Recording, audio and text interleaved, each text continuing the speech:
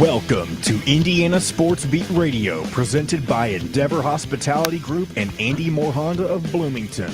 Looks over the middle, second guesses, fires, throws. Does he make the catch in the end zone? Yes! Touchdown! Oladipo to win it. Another one! He got Another it! one! Another one! Huge hole. He's at the 30. He's going to go. 10, 5, touchdown, Jonathan Taylor. Galloway finds Rob Finnessy, who fires the three, and He hit it. Now, from the Golf Club at Eagle Point Studios, here's your host, Jim Coyle. Hello, everybody. Jim Coyle with you for another edition of Indiana Sports Beat Radio, coming to you from high atop the 18th fairway here at the Golf Club at Eagle Point Studios on this absolutely gorgeous Tuesday, April 11th. Welcome aboard. Don't forget Indiana Sports Beat Radio, powered by Andy Moore Honda. Just get more to your door. Go to AndyMooreHonda.com. Also, Endeavor Hospitality and the family of restaurants in and around the Bloomington area. Great places like BB's Market, your Butcher Baker, no matter where you live. Soon to be the Butcher's Cut Steak House right next door as well. Plenty of others in and around Bloomington. Feast, Cabello, Metalworks, and of course down in on Amelia Island, Florida, our friends the Ugly Grouper, for all you guys are down there. Plenty to talk about on the program today. Dustin Schutte along for the ride as usual. Mike DeCourcy will be joining us from the Sporting News and Big Ten Network, along with Chronic Hoosier, and Alec, the new senior writer for the Hoosier.com. Timing is perfect because we got plenty to talk about. Of course, as expected, or it was expected to be announced today, commitment in one way or the other from Khalil Ware. That happened last night. So Christmas come early for Indiana fans as he makes his commitment to the Hoosiers, which just set off a nice round of happiness for Indiana fans. They're getting happy, except for one. Jennifer doesn't seem to be happy. She's already poked the bear. And where was her question? I love it. She says, so why much. is everyone all hyped up for a guy that averaged 6 points and 4 rebounds and his playing time decreased as the season went on? What is she missing? Potential, man. It's about potential. Number one, he was a freshman. Okay, so this is funny to me, and Jennifer's a great listener, great viewer, and I think it's a big pickup for Indiana, especially when you consider what they lost. But the reason I laugh, no pun intended, right, Dustin? That's right, exactly, all 7 foot, intended. Yeah, all 7 foot. She brings up a great point, because this is what happens in the transfer portal era, and that is, it doesn't seem to matter about production. It doesn't seem to matter about how good a player was at his previous spot. None of that seems to matter. But when a team gets a player out of the transfer portal, the fan base gets so excited and expects them to become an all Big Ten. Well, first of all, let's all American type player. This is not just coming out of nowhere. This is a guy that was listed as one of the top picks in the portal. So it's not like Indiana fans are thinking that about this guy. So he is projected to be a game changer. Think about someone like Xavier Booker from Cathedral. He's not 7 foot, but those kinds of guys, yeah, all right, his freshman year, he's got to put some weight on and all that. Well, hopefully he got through all that. But it is obviously a great grab for Indiana. Number one, it fills one of the 4 remaining spots down to 3 now.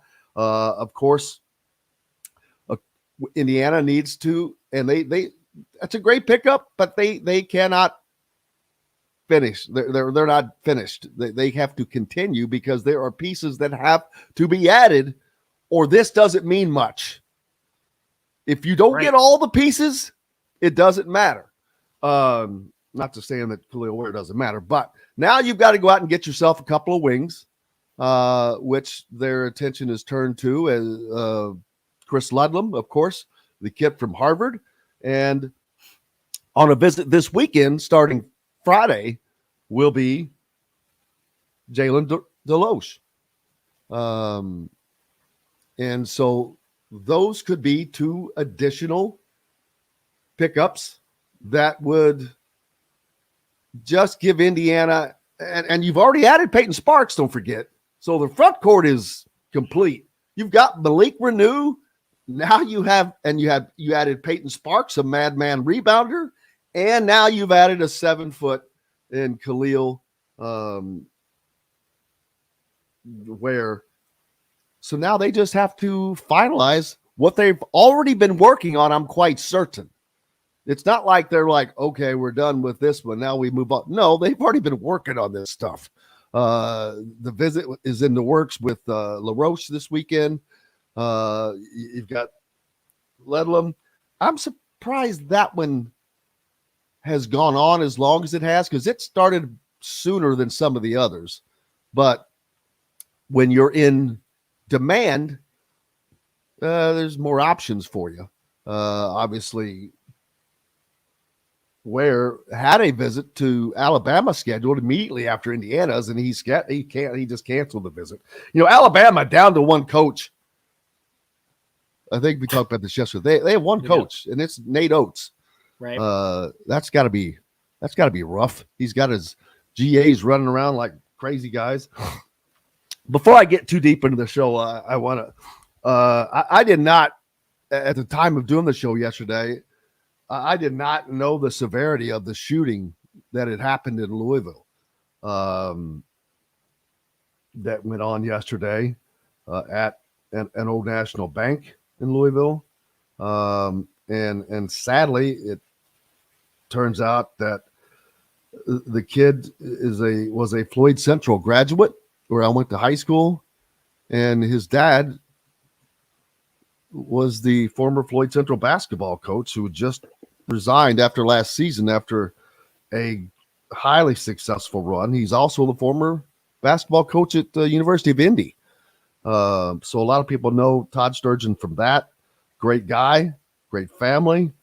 And it just, this kid was a University of Alabama graduate in economics or finance, I believe, something. Well, he's working at the bank. He was an employee at the bank.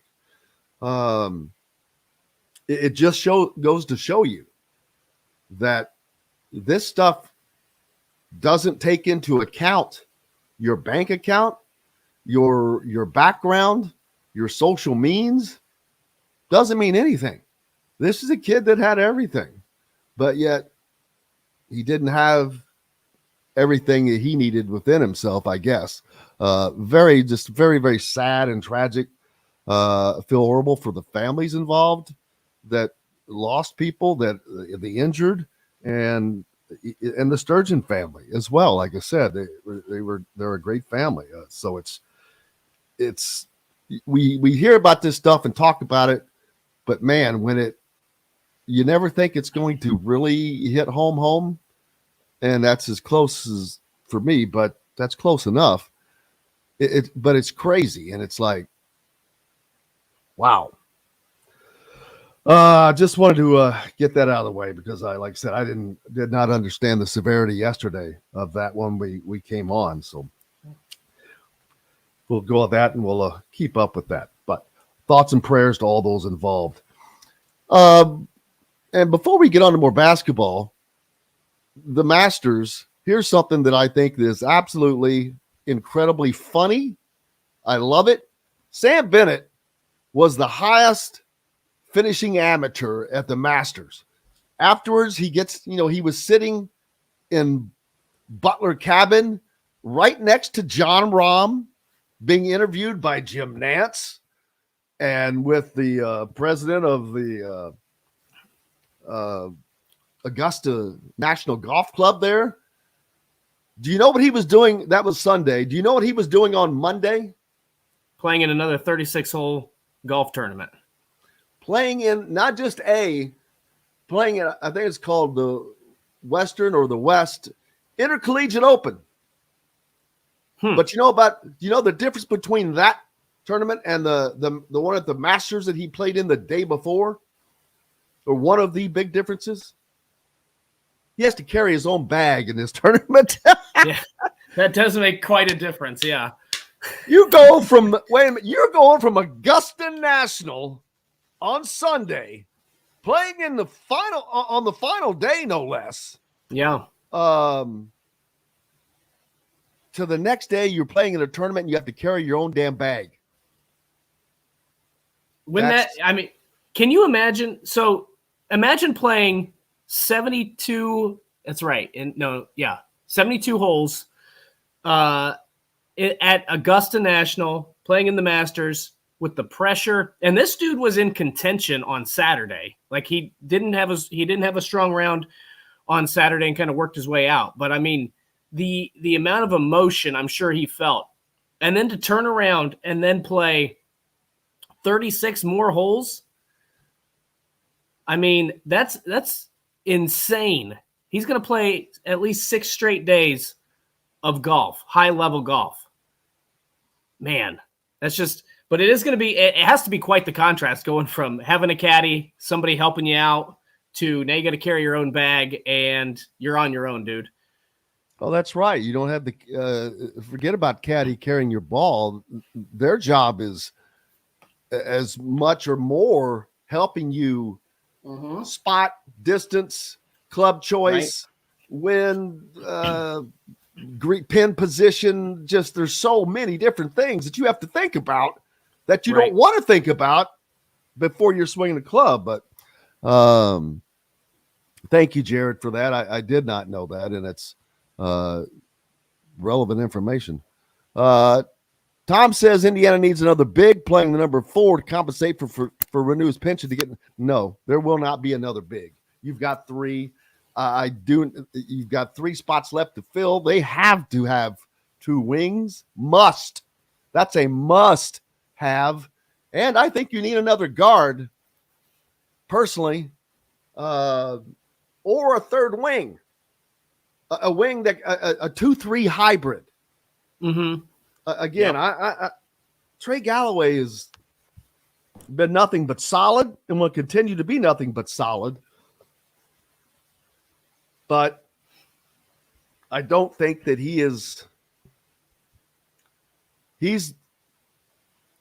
I don't think that he is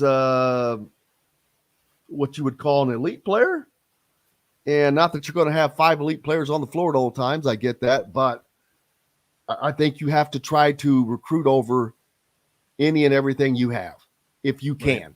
If you can recruit over it, if you have that ability, then you have to do it. That is your obligation to make your team as strong as absolutely possible. Now, of those 3 remaining spots, like I said, must have 2 wings. Absolutely have to.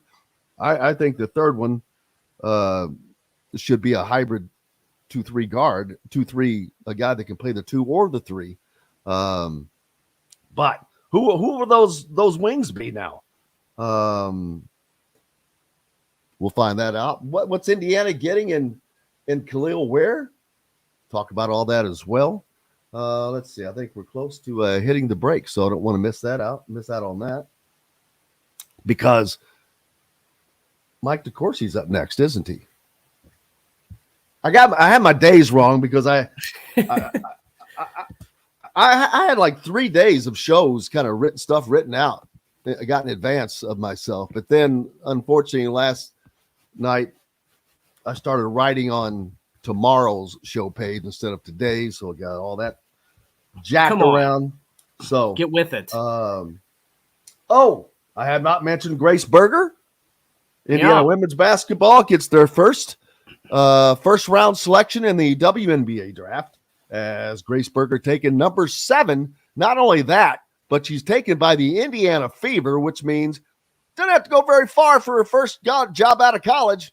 No, must not be nice. Only that, her family's going to get to watch her play. Mm-hmm. I mean, what a storybook ending for this girl.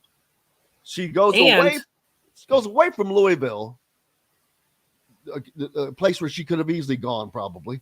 A great program there, but to make her own mark at Indiana, which she did.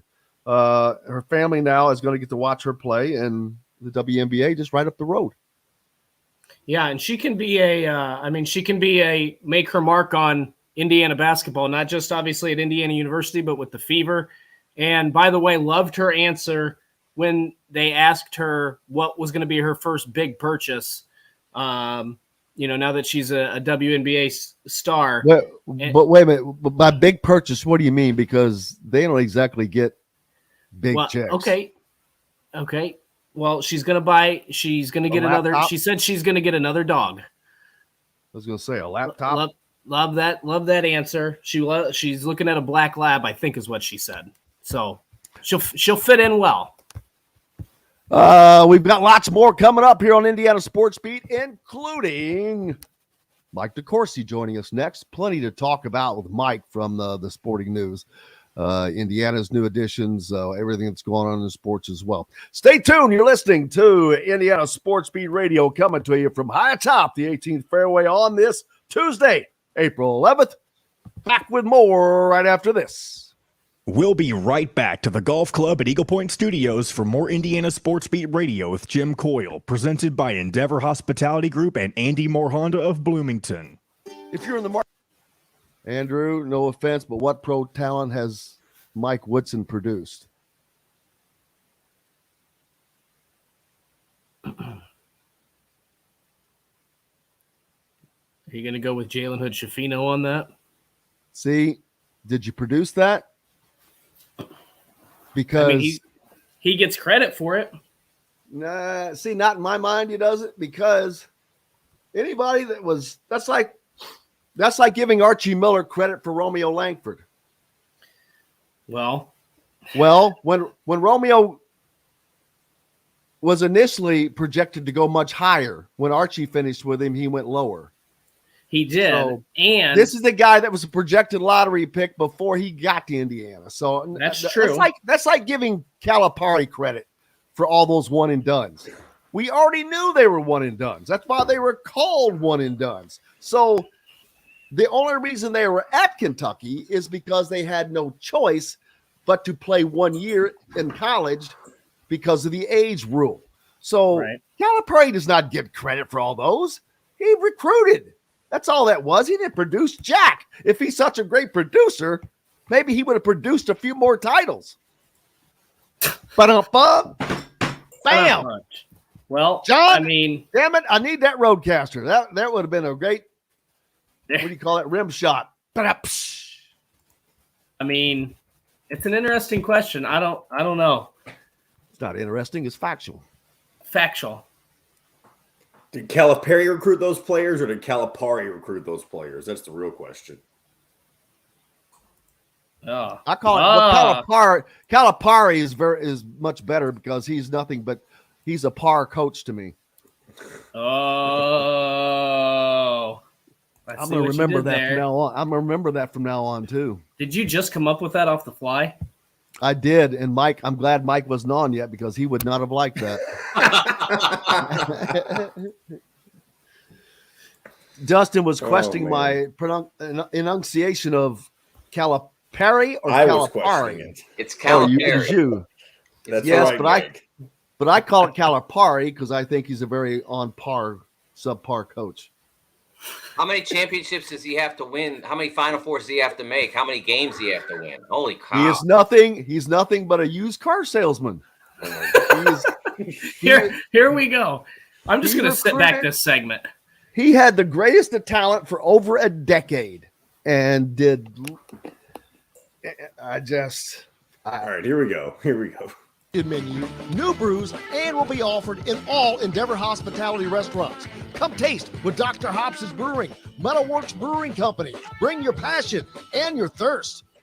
This segment is brought to you by Southern Stone Restaurant. Now back to the Golf Club at Eagle Point Studios for more Indiana Sports Beat Radio with Jim Coyle, presented by Endeavor Hospitality Group and Andy Moore Honda of Bloomington. Welcome back, Indiana Sports Beat Radio on this Tuesday, April 11th, brought to you by Southern Stone Restaurant, located at Patterson and Rogers in Bloomington. Stop by and get a great taste of their Southern fare, based in their Southern Stone. Welcome, please, Mike DeCourcy, the man from the Sporting News, senior writer, as well as Big Ten Network. Mike, it has been it's funny, college basketball, it used to be we'd have the big buildup with the tournament, and which we all love, and then the NCAA tournament ends, and it's kind of it's a big letdown. It hurts because we just lost college basketball after it ends, but now we've got the portal that kind of just drags the drama. I don't know, it maybe increases the drama. But because I'm looking through some of your recent work, which is all great stuff about Dan Hurley and the impact of the decisions and Rick Pitino, but yet we can't get past the portal because that's the rage. And of course, Indiana just landing Khalil Ware, big news for them, but it's everywhere. It's the rage of the deal, and it's certainly getting the attention. It's interesting. I can't remember. There was a concern about.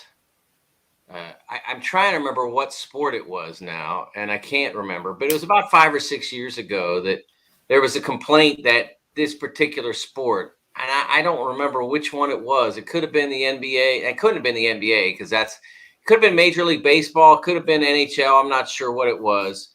But there was this idea. Maybe it was even Major League Soccer. I don't know, but there was this idea that what was missing from this sport was an NFL-style free agency period where they commanded the attention of the public through that period, through January, February, in terms of all the free agency. And then you go into the draft and all the discussion about that pre and post and how the NFL had leveraged all that to command the attention of the public. And so now college basketball has their NFL free agency period. They have this time during which all the players who are interested in looking for new homes can do that.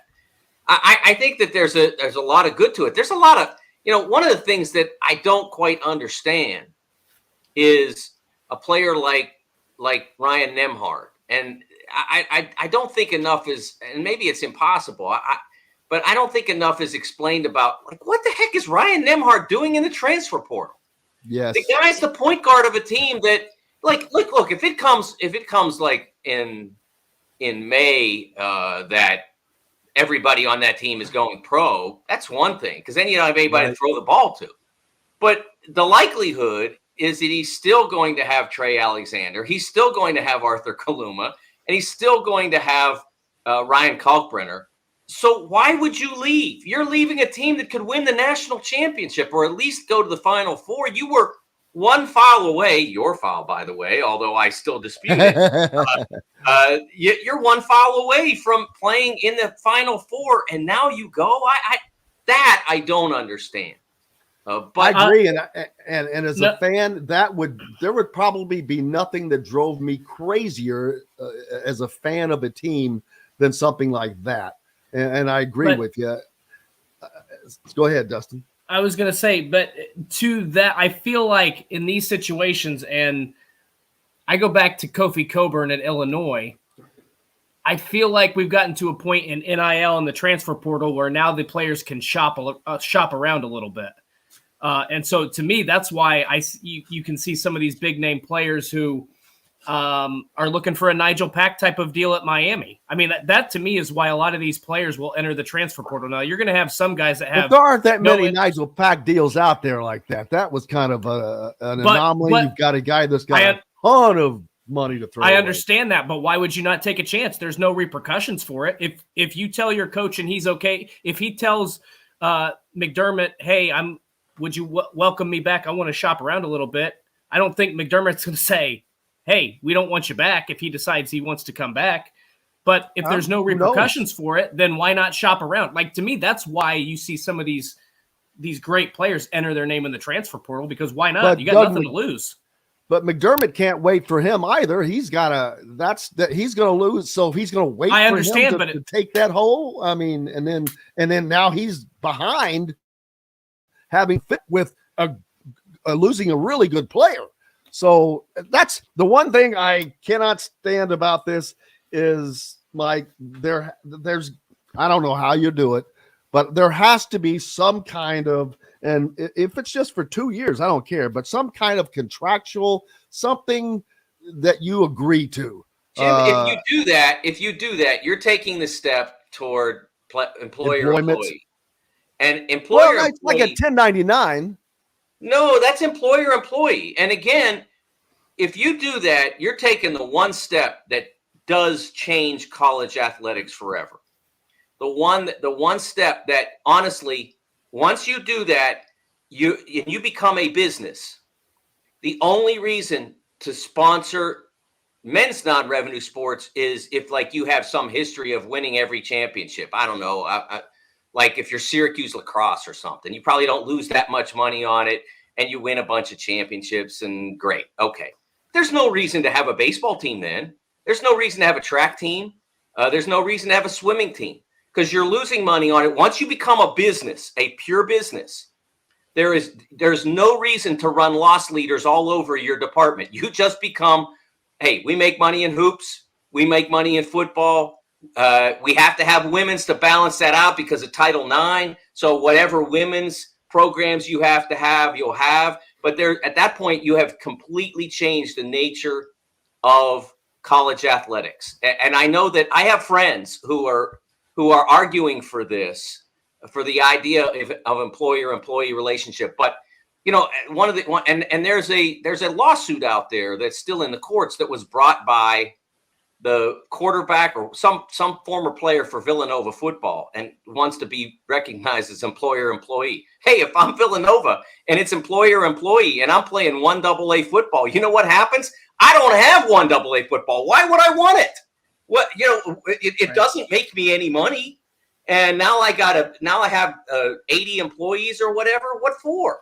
To lose money? I mean, I've been in the public, you know, I've been in the newspaper and internet publishing business for 40 years.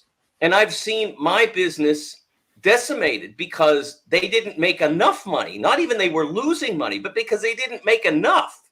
And if you think that non-revenue sports on the men's side aren't going away if it becomes employer-employee, that's a fantasy.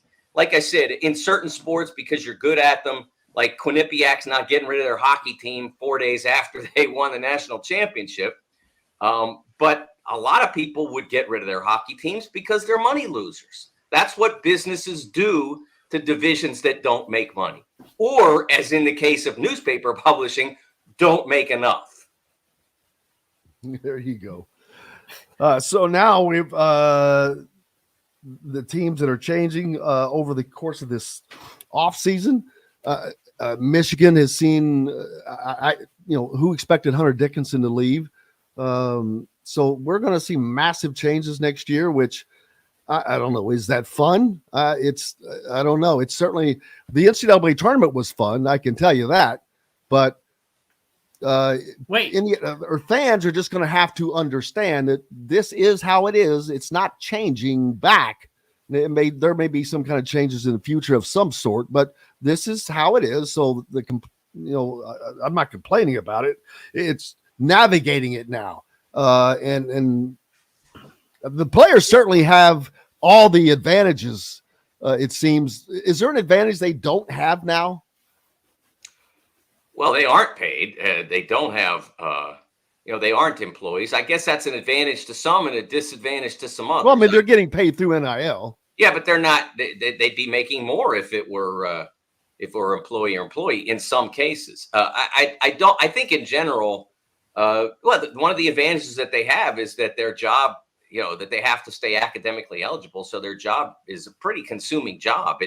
It's the student part of it. I talked about this in a speech I gave at Xavier 20 years ago, 15 years ago, whatever, at their Hall of Fame induction. The student athlete has a much greater responsibility than a regular student.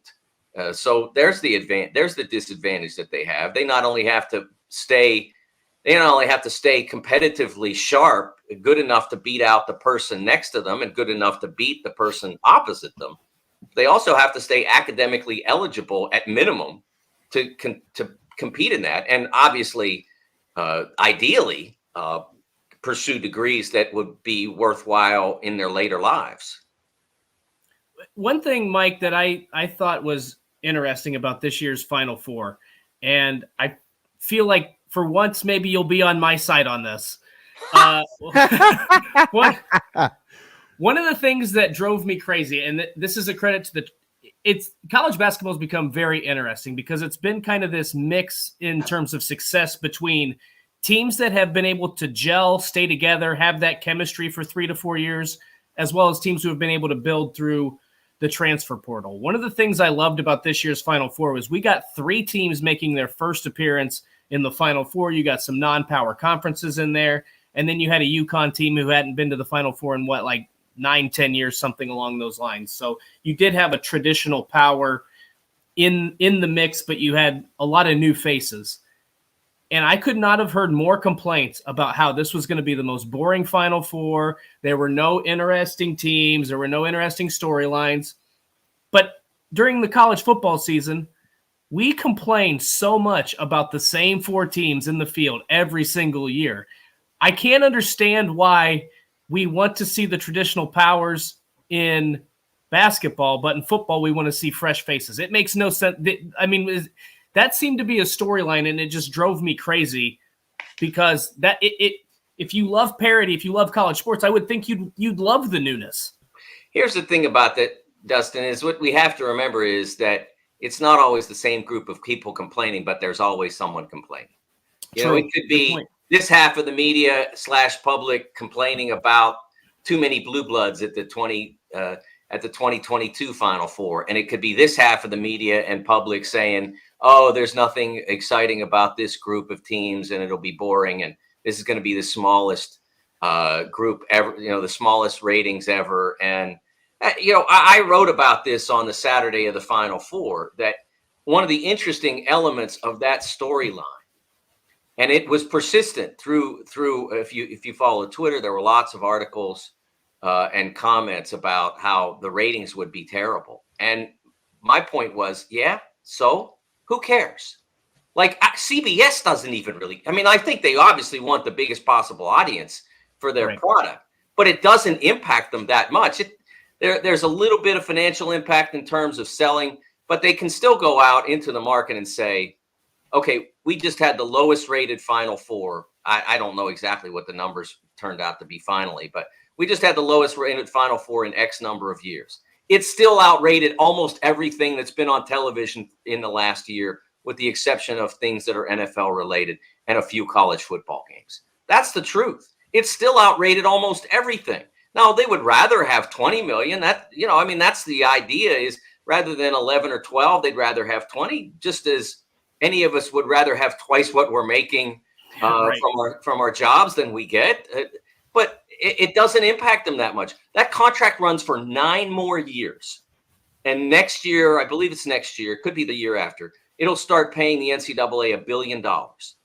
And this is the truth.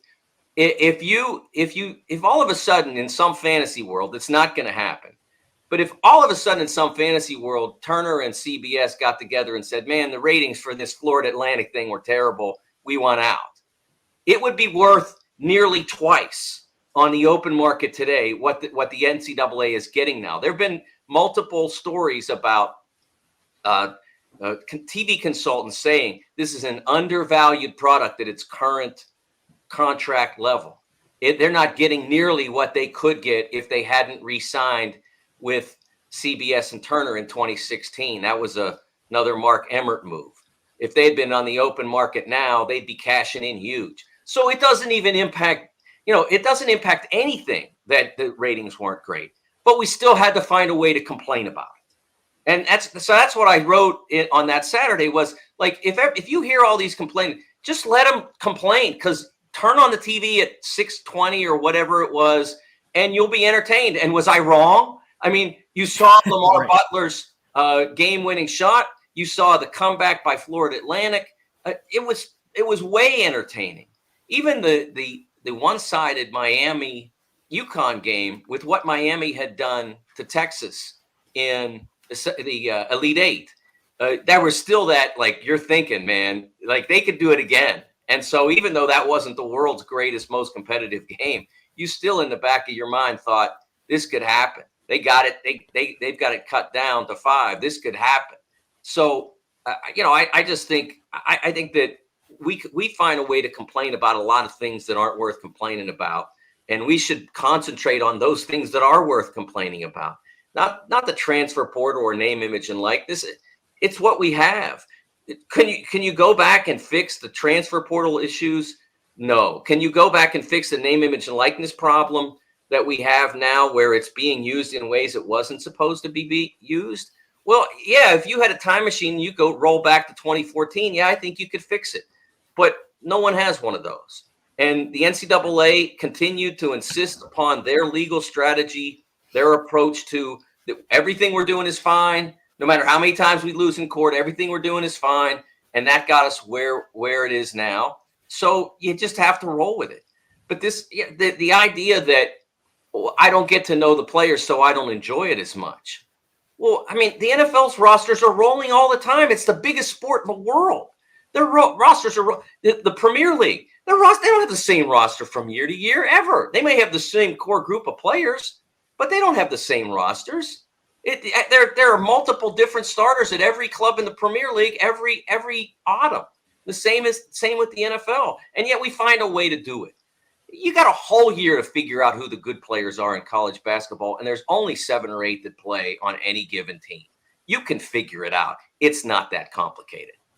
Yeah, it's just getting used to it. I mean, Kentucky's fans have been used to it for a long time, having different faces in there every year.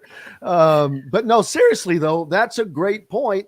It's what you're used to, and especially for Indiana fans, you go after. They're used to, first of all, seeing Indiana kids play for Indiana for 3-4 years. Well, that's not going to be the case anymore. But if winning cures everything, and you can put that phrase in it doesn't matter what you're talking about in sports. Winning cures everything. And if Indiana is winning, I don't care if they've got 12, 13 Martians running around out there. Indiana fans are going to be just as stoked as they can be. But it just needs to get back to that. That's what the thing that's missing for Indiana fans is that winning at that level. We've got to take a quick break. We've got lots more coming up. The great Mike DeCourcy is with us. Plenty more to talk about. Dan Hurley, of course, wins his national title. And I want to ask you this when we come back.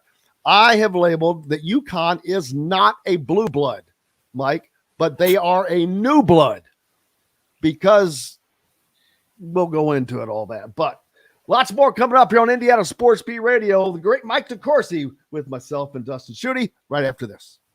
We'll be right back to the Golf Club at Eagle Point Studios for more Indiana Sports Beat Radio with Jim Coyle, presented by Endeavor Hospitality Group and Andy Moore Honda of Bloomington.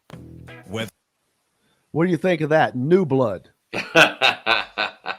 They can't be a blue blood because their first title was in what? 25 years ago. Right. Like if you're in college now, you don't know a world in which UConn didn't win championships. I guess that, yes, but the actual. Do you realize they have won 5 championships? Oh, I think what they've done. I think they're in their own freaking category. They have won 5 championships since either UCLA or Indiana won any. And Kentucky's won 1, I think. Yeah, maybe. Right. Yeah. They may have a second one in there. No, because Kentucky won in '98, and then UConn won its first in '99, and then Kentucky's next was 2012. So you're right; that's only 1 during that period. So you could add all 3 of those teams together. So how they're in their own category. It's not blue blood, as I think of. Because Kansas and Indiana started winning titles in the 40s and in the 50s and the 60s and the 70s and the 80s.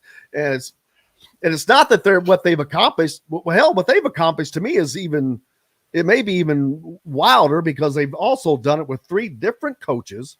Now, I don't know how much credit Kevin Ali gets in that that was his first year, but you win, so you get credit.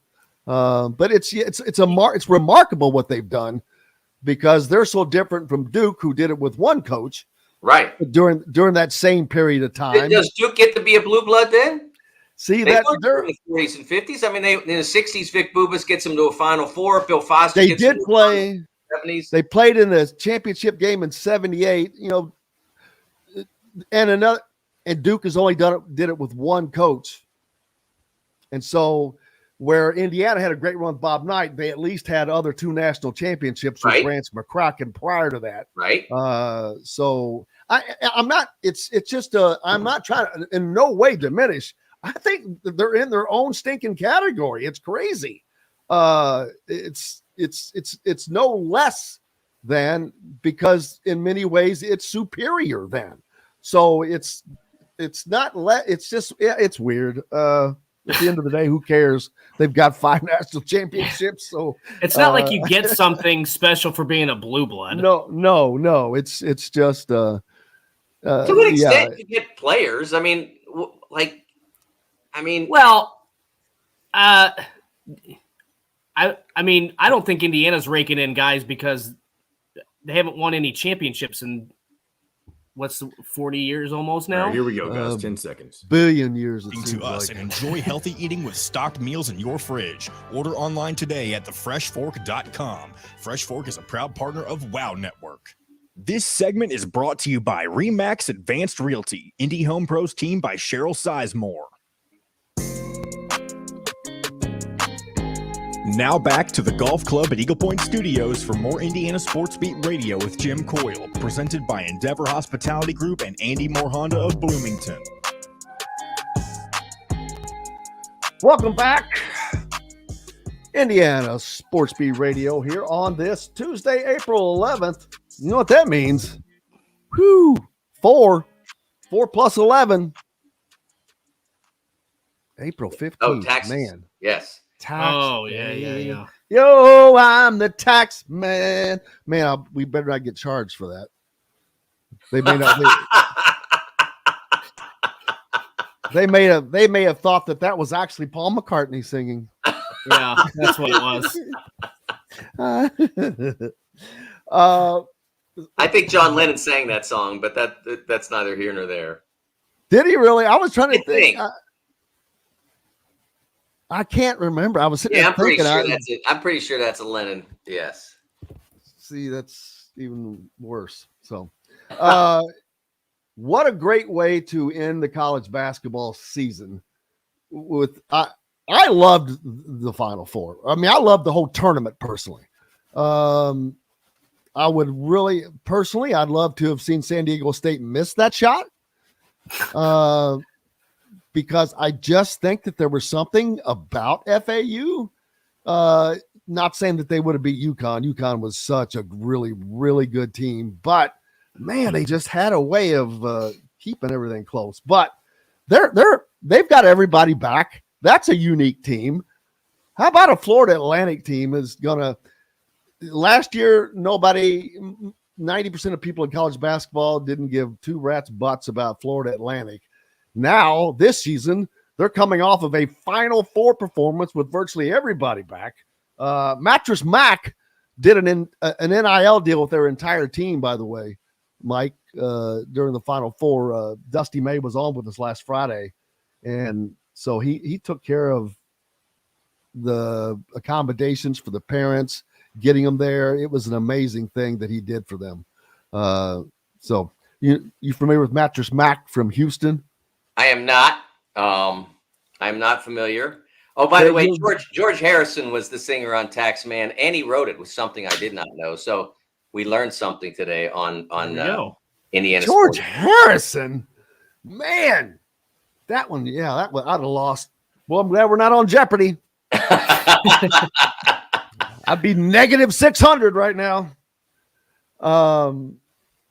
What was I saying? So you were talking about name, image, and likeness with Florida Atlantic. Mattress Mac. Oh, Mattress Mac. Yeah, you look him up. He's well known in the Houston area. Makes multi-million-dollar bets on his Astros. Now, any team in Texas, basically, he lost a boatload betting on TCU to win the national championship game. I mean, if they've got a Texas tie, he's betting on. Though he's in Houston, and there's a college basketball team in Houston you might want to keep an eye on, because if he starts NIL and them, buddy, they will make a gigantic run. Speaking of which, Florida Atlantic moves up to a different conference next year, but Houston's leaving the AAC. They're moving over to the Big 12, right? So we're going to have some conference realignment next year. Houston will be in the Big 12, Cincinnati, Central Florida, and BYU, and Florida Atlantic will jump to the American Conference along with the UAB and a few others. So the world reshuffles again. And one more year of Texas, Oklahoma in the SEC, in the Big 12 rather, before they go to the SEC, and one more season of UCLA and USC in the Pac-12 before joining the Big 10. Right. Everybody got their scorecards out? Yeah. That's the change in college athletics that's probably the most challenging for fans, because it does change. It changes who you'll play, where you'll go. Maybe for some road trips they're accustomed to making because they're fun places to go. Or let's say you're a Cincinnati fan. Anytime you went down, your teams went down to Memphis. Maybe you went down and went to Beale Street. I don't know some stuff like that. Or maybe when you played UCF, you went to Disney World, if that's your thing. So those things have changed college sports significantly.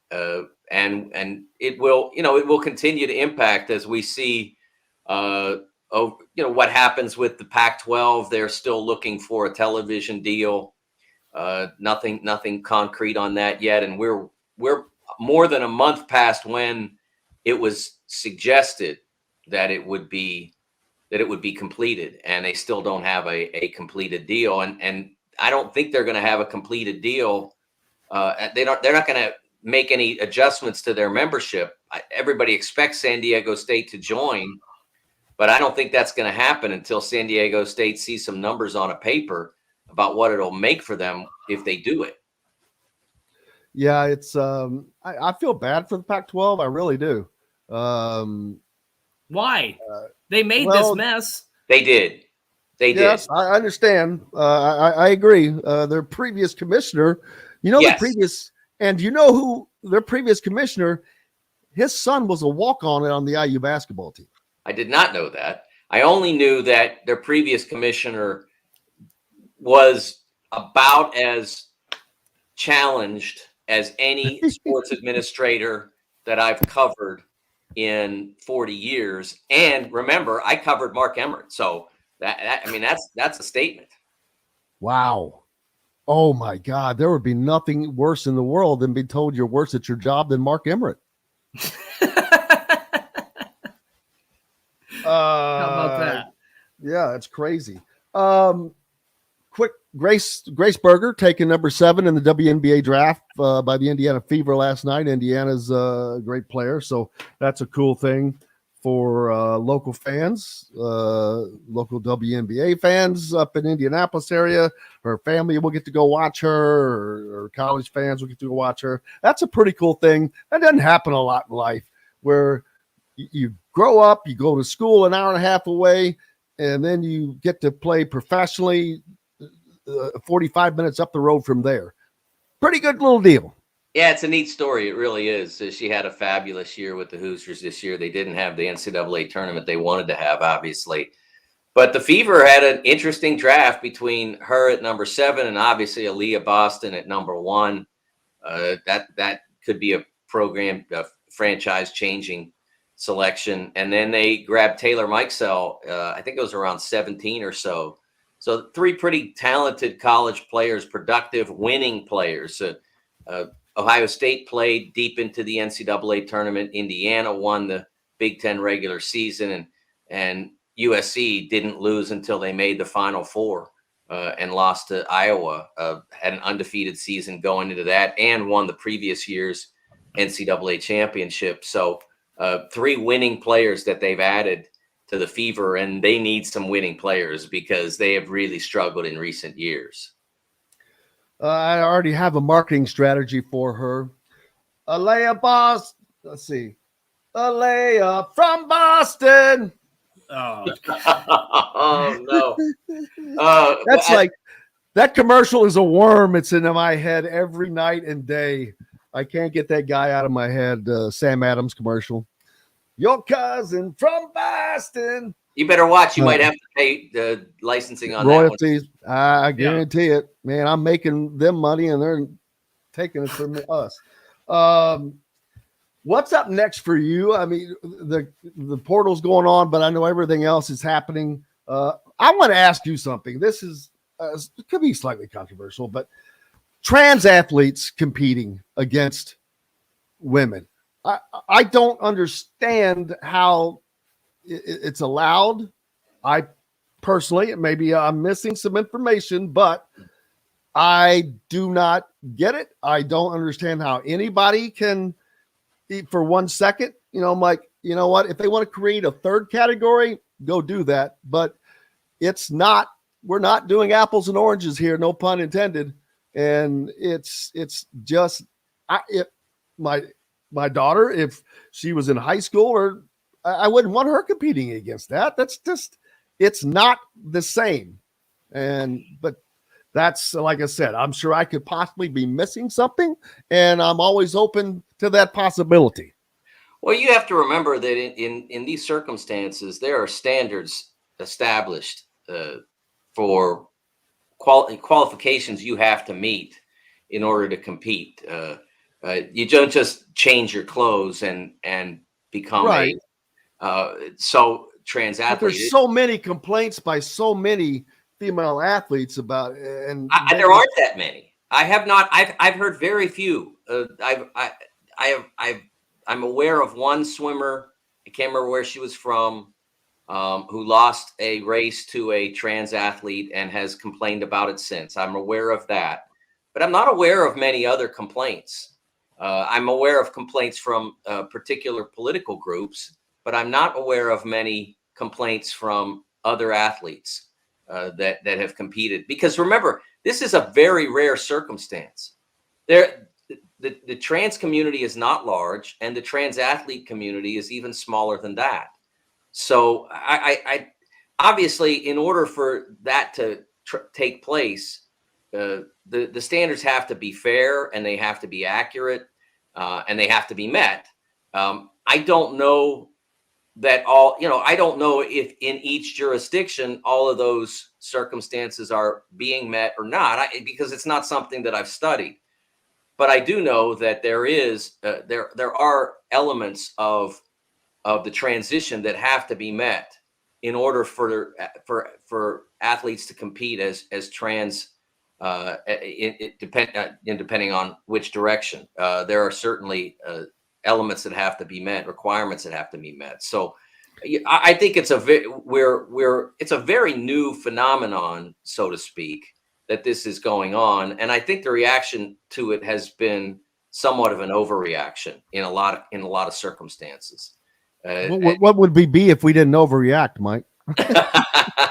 Yeah. That's a great point. I don't know what the ultimate answer is to that, but I know that it's not impacting enough people for it to be the level of controversy that it is in certain jurisdictions. I think that it's much more rare than people realize. And again, like I said, the trans community is not large, and why it's a target in the way that it is rather mysterious to me, or at the very least, it's disappointing. What's up next for you? I know things start to change. Everything, the summer sports start coming around. Various stories bouncing around in your head. I'm trying to clear my head from the past stories. I think I don't have anything on the plate at the moment. I'm sure I will after I meet with my editor tomorrow to start looking ahead. Obviously, the Women's World Cup is not that far away. I think yesterday was 100 days out. I think it was yesterday that we passed that threshold. So a lot of what I do, I can tell you this: if the women were playing Ireland next Tuesday instead of today, I probably would be in St. Louis right now, getting ready to do that. It just came too close to the Final Four for it to be feasible for me to drive down there. So we'll be paying attention to them playing tonight in their final friendly. They'll have one more game, I believe, a send-off type game in July, but it's their last real prep friendly. And their team got remade against their wishes on Saturday when Mallory Swanson, who had been the U.S.'s best player in this calendar year, had scored 4 of their 5 goals in the tournament they won in February. Phenomenal wing player who is just finally finding. She became a Olympian for the U.S. I think she was 17 or 18 and was expected to become this next breakthrough star. And it was kind of not happening real fast. And then finally, at the end of last year, and especially the beginning of this year, it was all coming to fruition. And then she was injured in Saturday's friendly against Ireland when she tore her patellar tendon. And so she'll almost certainly miss. It's a 6 months recovery. It's, as I mentioned, it's about 3 months out. So hard to imagine her being out there in New Zealand when the U.S. starts. So the player that looks like she is going to be thrust into the spotlight to take that spot is Trinity Rodman. The last name may be familiar to you, and because it should. She is Dennis's daughter. She is really talented. I don't think they expected her to have that role at this point. They have some veteran players that they can put out there if they want, Lynn Williams, a few others, but the talent is in Trinity Rodman. And I think that's the direction that's most feasible to go with Mallory Swanson out of the picture now. That's crazy. Of course, it shouldn't be a great surprise. I mean, he was an elite athlete. No matter what you think of him, the other stuff, he was an elite athlete. But it's still crazy when you hear about that stuff. Awesome to hear. We'll look forward to that, Mike. We can't wait to do it all again next week, man. All right, Jim, Dustin, take care. We'll see you next week. Mike DeCourcy from the Sporting News and BTN. Thank you so much, sir. We got more coming up here on Indiana Sports Beat Radio. Alec Busse will join us later to talk about the Indiana recruiting, and Chronic Hoosier up next to do the same. Back with more right after this. We'll be right back to the Golf Club at Eagle Point Studios for more Indiana Sports Beat Radio with Jim Coyle, presented by Endeavor Hospitality Group and Andy Moore Honda of Bloomington. If you're in the market.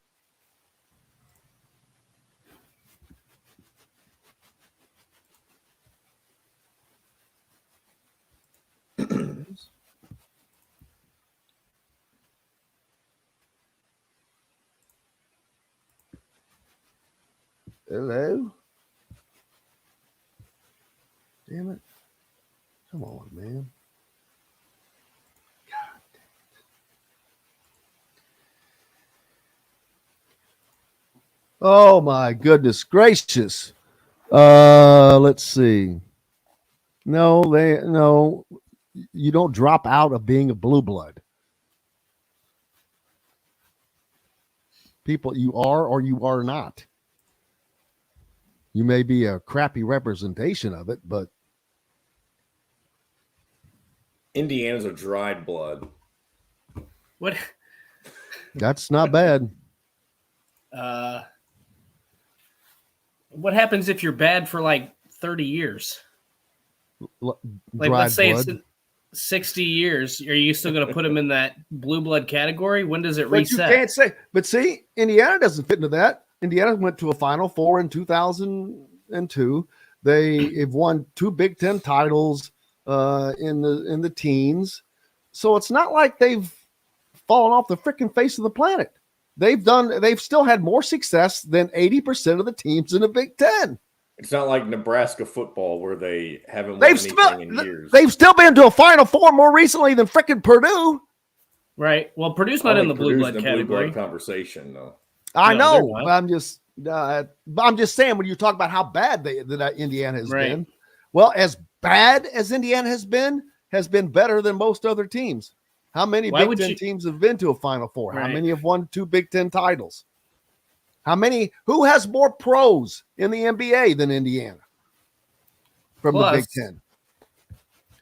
Do you know how many pros Purdue has in the NBA? I don't. Maybe one. Edwards guy, Carson Edwards. I don't know that he might be G League. I think he's still in there. Don't know. I don't know. What about Echuan Moore? Is he already retired? He might be retired. I haven't heard his name recently. I remember I used to play with the Orlando Magic on NBA. Oh, Jaden Ivey. Duh. How did we miss that one? Jaden Ivey. Oh, yeah. But is Carson ever? Yeah, they may have two in there. All right, here we go, guys. Wine selection with a sommelier on staff to help you with your selections. Feast also provides a wide variety of cheeses, gourmet sandwiches, entrees, a coffee bar, bread, pastries, all made fresh and mouthwatering. Stop by Feast Market and Cellar today. This segment is brought to you by Feast Market and Cellar.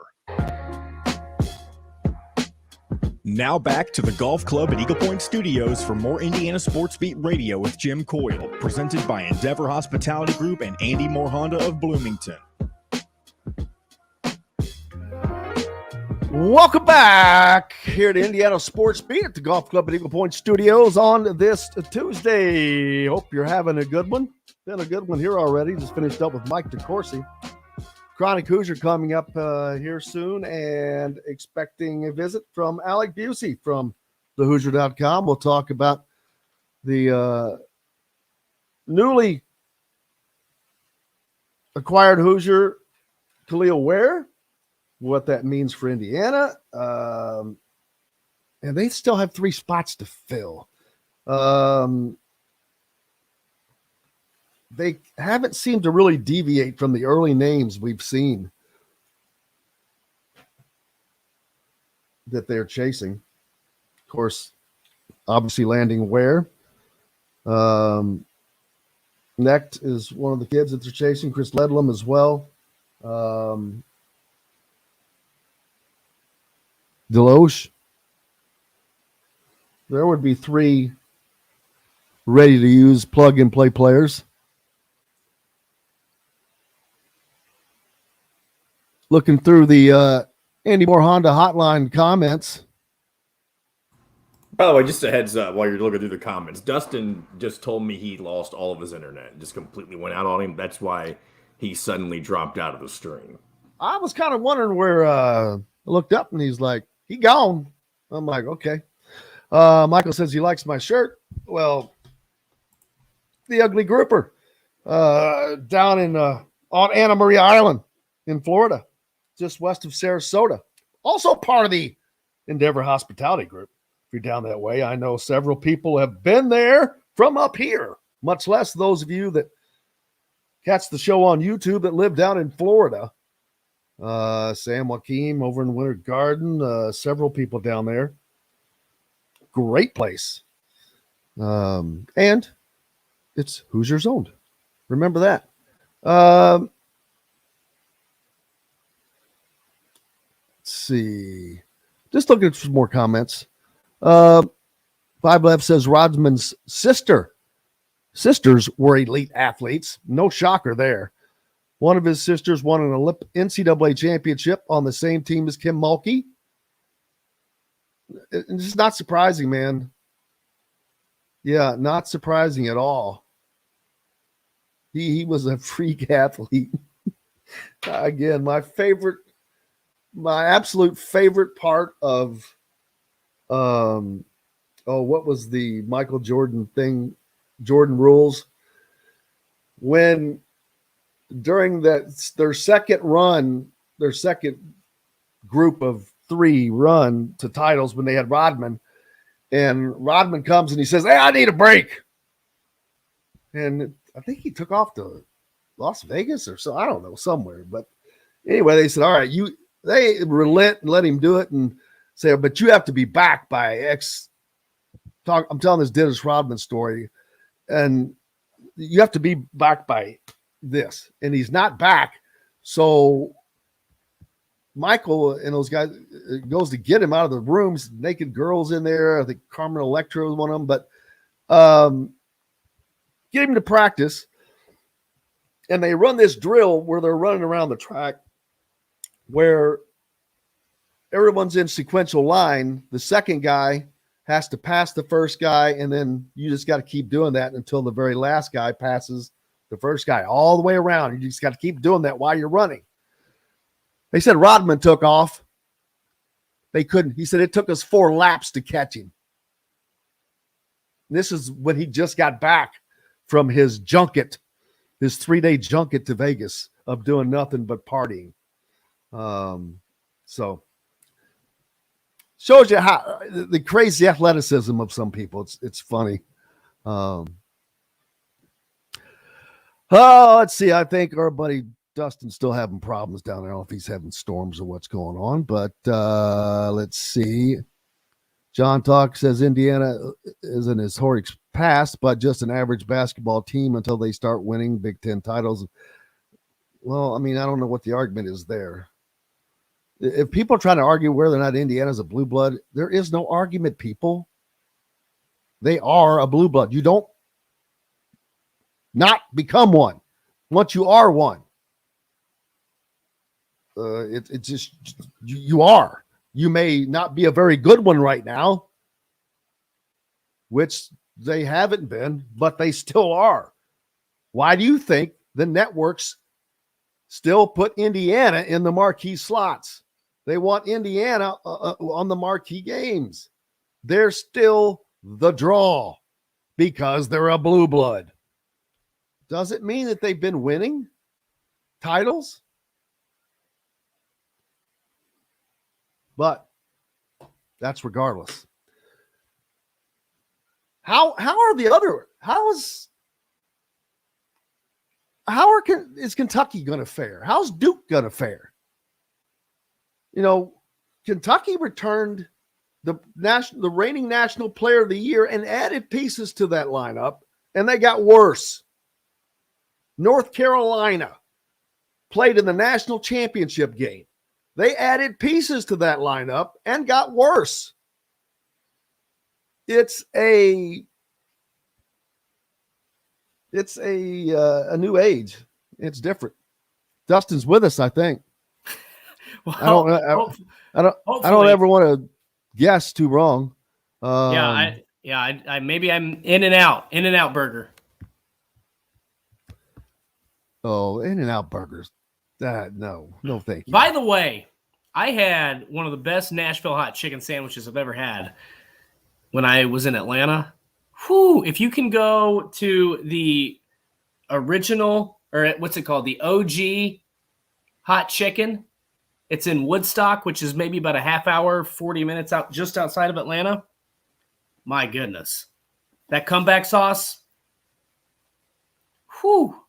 I'm a big fan of Nashville hot chicken, even if it's not in Nashville. Well, it's chicken with hot sauce on it. It's not hot sauce. It's whatever. Nashville hot sauce. Whatever. It's delicious. What? Okay, you really? You the I'm man just who saying, will it's eat. Will eat. I like it. It's hot chicken. I like spicy food. You rave about Whataburger. You'll go there. What does that have to do with spicy food? I'm just saying. Spicy food. You're like you. You just said it's chicken. Well, Meanwhile, because you buy a Whataburger everybody says they have Nashville hot chicken. Yeah, but this was well, you can't even tell me what Nashville hot chicken is. See? He does that on purpose. I'm telling you, John, he disappears on purpose. Let's see. Running through here. Make sure I got all the comments knocked out. Yeah, got that.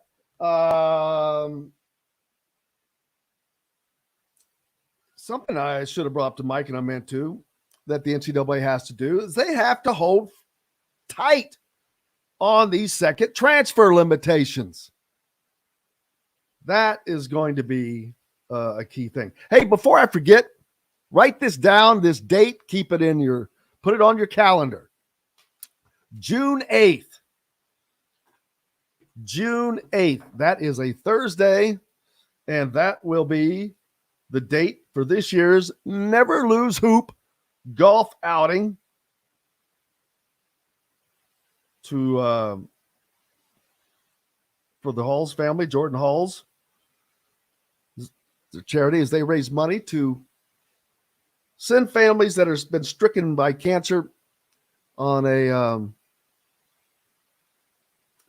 weekend getaways usually as a family, which we got to hear the stories last year of some of them, and it's very, very moving. But if you can play, it's going to be bigger than better than ever this year, because last year I got involved after the date had been set, and unfortunately, my man JC set the date as the same day as Mike Woodson's last day of his basketball camp last year.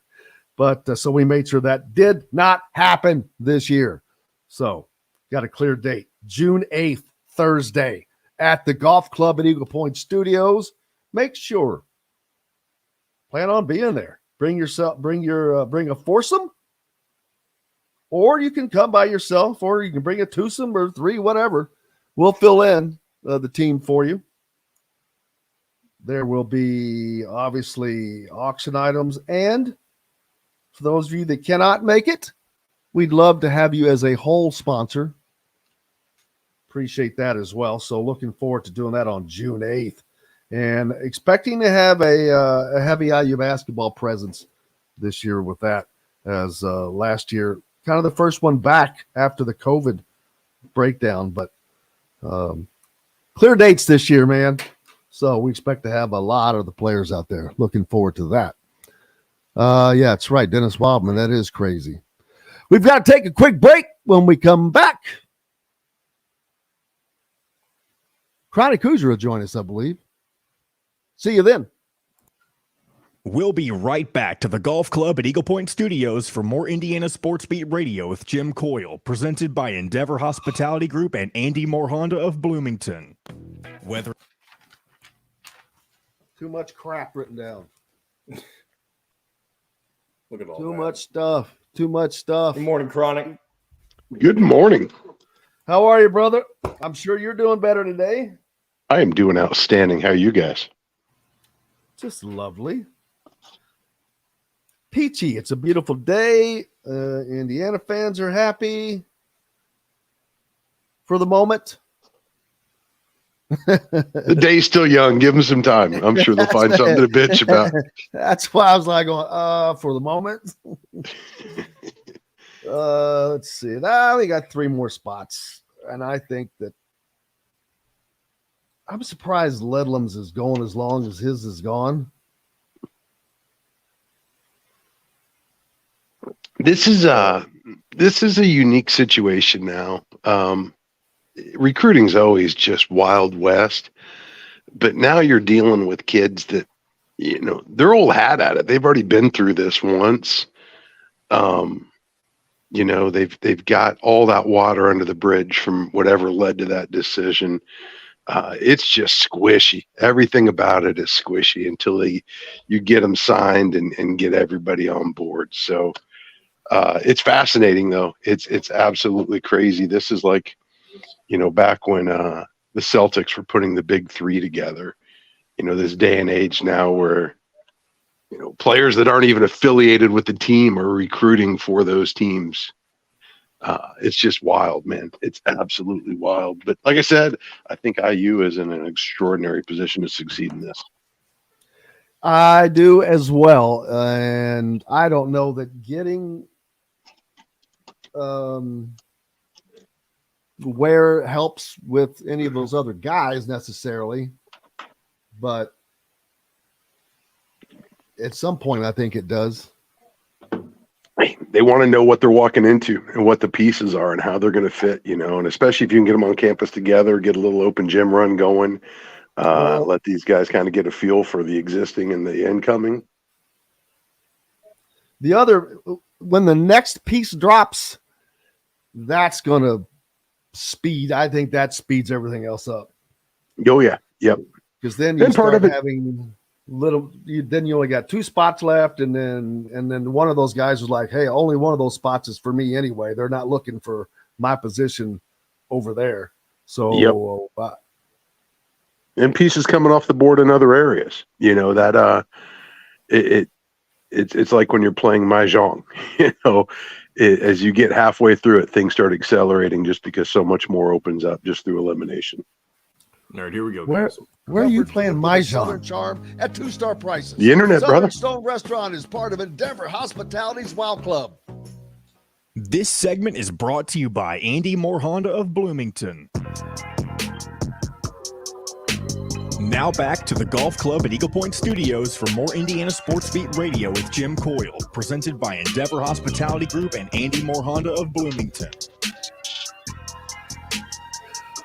Welcome back, Indiana Sports Beat Radio here on this Tuesday, April 11th. It is a sunny day here in Bloomington, Indiana, and I think it's a sunny day in most Hoosier fans' eyes because they're gleaming off of the acquisition of Khalil Ware.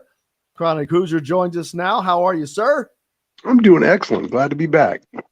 Loving having you, and I think that the Hoosier fans are loving to know that they have a big 7-foot Khalil Ware in the fold for next year, and that kind of completes Indiana's front court, man, with Peyton Sparks and Malik Renew. They seem pretty set, pretty solid. Yeah, you know, that was certainly in the forefront of most Hoosier fans' minds that I've spoken with. In the absence of Trace Jackson Davis heading for the draft, you know, I don't know that you're going to see the same style of ball that was so post dependent. But clearly, as we've seen throughout the course of our lives, you got to have some big men down low, anchoring the defense and you know, giving the offense some in the paint power. So it's I don't know that you're ever going to find a player that could fill Trace's shoes, but it's certainly a couple of nice pickups. Gives Malik Renew some room to grow without having to be the one and only guy down low. And as we were just talking over the break, in a roster that had a lot of open spots on it, you love to see the pieces start falling in place because, as we're likely going to see here in the next day or so, that's likely going to accelerate the filling of those remaining spots. So sometimes the first step is always the hardest. And for an Indiana roster that had a lot of people a little anxious about what's to come, having to replace 4 starters, it's certainly a very, very strong step in the right direction for the 23-24 season. Yeah, and actually, as Indiana moves forward, they will probably end up with a much more complete team next season than they had this year. And by that, I mean all of the pieces are much more in concert with the other, so to speak, all 5. And that was not the case this year. It was 1, 2, and sometimes a third. But you want to win, it's got to be 4 and 5 every game. No, absolutely. And as Big Ten fans have seen for the last 2 decades now, if you want to compete come March, you definitely need to place a premium on speed, athleticism, and length. And Khalil Ware is one of those unique guys that kind of wraps all of that up in one big body. So for a team that is yearning to get into a more modern style of basketball, that's exactly the type of player that you're looking for. Guy that can stretch a little bit, really aggressive rim protector, elite length. Now you got to find some other guys to complement it. And I think that is probably going to be evident here very soon as you see these positions start filling up. Indiana making that turn now towards the longer, the more athletic types of players, positionless, if you will. And, you know, above all else, show me some dudes that can shoot. Absolutely, and that's something that Indiana has not really had for quite some time, as many people have lamented, unbelievably. But that has got obviously that has to be a pure focus for Mike Woodson and crew as they finish out this group of recruiting. They have to have knockdown shooters from the wing that can shoot the ball, that can rebound the ball, that can score off the ball, but guys that are just versatile. But more importantly, guys that can shoot the ball. Yeah, I mean, it's the 3-level score. It's the new mythical beast that everybody's out there chasing, and they certainly exist. They've just been far and few between here. in years past, both in Indiana as well as around the Big Ten. And those guys that have fit that mold don't tend to stick around very long. So I've been saying it for a while, and I think we're going to start to see it evidenced here with some of these signings. I think the Hoosiers are very uniquely and advantageously positioned to start making these types of pickups. And, I don't know that you ever want to get in a world where you're completely retooling the roster top to bottom every year, a la Kentucky or Duke somewhat. But what we've seen now is, even with some massive departures and even with numerous departures, for a team that's well resourced, for a team that has a solid NIL structure behind it, basketball is the type of beast that you can turn a program around really, really quickly. And we've seen that evidenced all across the country here in recent years. And now you're really seeing Indiana jumping in that pool with both feet. Part by necessity, part just because that's the way the game is going right now. And I think it's going to be something that, well, the same forces are probably going to make the world exponentially more difficult for football. I think for basketball, it's a much smaller ship to turn around with so fewer pieces. If you get the chemistry right, you can get a really special mix real quick when you have the resources and the assets Indiana does. I agree with that wholeheartedly, because this should be playing right. I saw your tweet yesterday and I agreed with it. This should be playing right in to Indiana. Indiana is built for this. It's made for it. And it's probably the best opportunity because, no offense, but it can overcome some of the great mistakes Indiana has made over the last couple of decades, whether it's been in hiring or whatever the case has been. This kind of helps alleviate a lot of those mistakes, because those mistakes has put Indiana where they are right now. No, unquestionably. And, it's something that you have to consistently, like every year now, you're having to reassess where you're at on a program development standpoint, on a recruiting standpoint, what your pipeline looks like. Guys like Jalen Hood-Schifino, you have a key player come in and they exceed expectations and they leave early. Well, now all of a sudden you've got a pretty big spot to fill that maybe you weren't recruiting for in the prior class. So in years past, you've kind of been cooked at that point, unless you were able to pick up a grad transfer, with the old rules with guys having to sit and all the prohibitions on player freedom of movement between schools, you were kind of locked into that, and you were damned if you do, damned if you don't sometimes. And Indiana fans have long lamented all the programs that were going out, quote unquote, buying players. Well, that's been going on for decades. Now it's just been legalized. And I think what you're seeing, and don't get me wrong, this isn't just a strictly financial transaction, but it's now a new component that's added into the system. But with the current setup, with the current rules, a team like Indiana is able to go out and not have to rely just on the grad transfer market or those late unsigned guys that usually there was kind of a stigma around those guys. I mean, if it's mid-March and you're a 5-star prospect and you haven't selected a school yet, that was usually a red flag that there's something going on. Often there were people in that player's camp that were clouding the process, that were holding out, for bidding wars, and you weren't necessarily getting organic fits. Well, in this day and age now, it's Wild West free agency. And, you've got players actively recruiting other players for teams that they maybe haven't even signed with yet. But that's the freedom, that's the power now that has been shifted towards the players.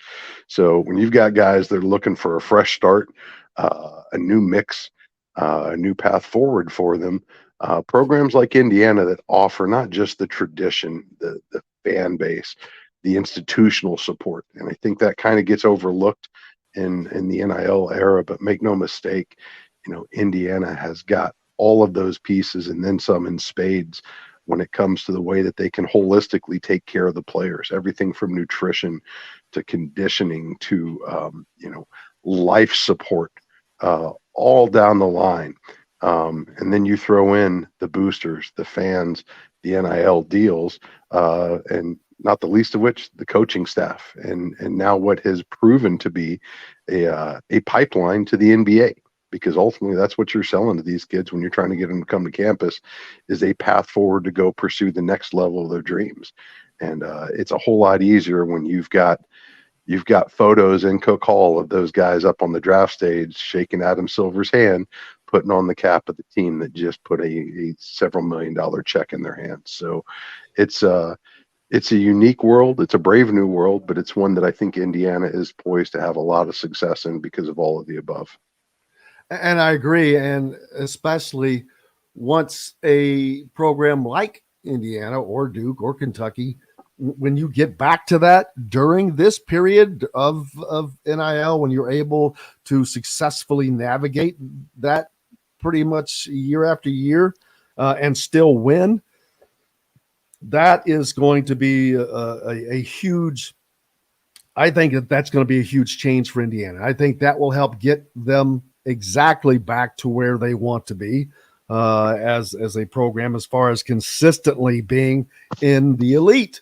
Because Indiana is Indiana. I've been having this discussion all the time. I don't care, but as far as the blue bloods thing, but things are what they are. You don't once you are something, you don't become unroyal.